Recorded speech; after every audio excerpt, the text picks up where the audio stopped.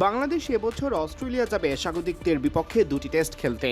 আর এই সিরিজের জন্য অস্ট্রেলিয়া টেস্ট দলের অনেক সদস্যই দ্য 100-এর নিলামে নামই দেননি, কারণ দ্য 100 আর অস্ট্রেলিয়া বাংলাদেশ টেস্ট সিরিজ একই সময়ে মাঠে গড়াবে।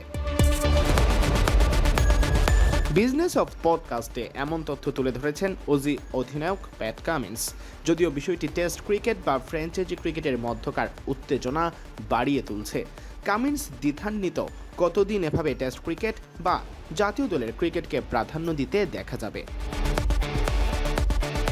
কথা প্রসঙ্গে এবং বাস্তবিক অর্থে এও মনে করিয়ে দিয়েছেন, বাংলাদেশ সিরিজ অজিদের জন্য বড় সিরিজ নয়। কামিন্স বলেন, মজার ব্যাপার হলো দলের মূল সব খেলোয়াড়ই অ্যাশেজের মতো বড় সিরিজ খেলতে চায়। এই মৌসুমে দ্য 100-এর সময় বাংলাদেশের বিপক্ষে আমাদের দুটি টেস্ট আছে। আমাদের যে খেলোয়াড়রা সেই টেস্ট ম্যাচগুলোতে খেলবে তারা সবাই দ্য 100 নিলামে না যাওয়ার সিদ্ধান্ত নিয়েছে, কিন্তু এমনটা চিরকাল থাকবে না। দ্য 100 অবশ্য বিশ্বের শীর্ষস্থানীয় ফ্র্যাঞ্চাইজি লিগগুলোর একটি, তাই টেস্টের জন্য এমন একটি অর্থকরী লিগকে না বলা অবশ্যই সহজ কোনো সিদ্ধান্ত নয়। তবে যারা বোর্ডের অধীনে চুক্তিবদ্ধ তাদের জাতীয় দলের খেলাকে প্রাধান্য দেওয়ার বাধ্যবাধকতাও রয়েছে।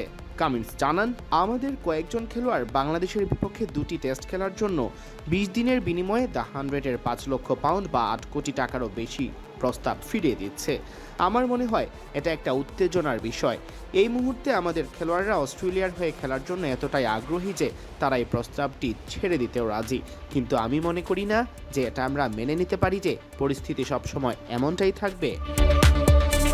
কামিন্সের মতো যারা অস্ট্রেলিয়ার হয়ে সব ফরম্যাটে খেলেন তাদের আর্থিক দিকটি অবশ্য বোর্ড পুষিয়ে দেয়, তবে এতে খেলার চাপ থাকে বেশি। বোর্ডের চুক্তিতে নেই এমন ক্রিকেটাররা কম খেলেই বেশি আয় করে থাকেন ফ্র্যাঞ্চাইজি লিগে খেলার মাধ্যমে, সেদিকেও মনোযোগ দেওয়ার আহ্বান জানিয়েছেন এই তারকা পেসার। এছাড়া তিনি জানিয়েছেন, ভবিষ্যতে নিজেও বেছে বেছে খেলার কথা ভাববেন।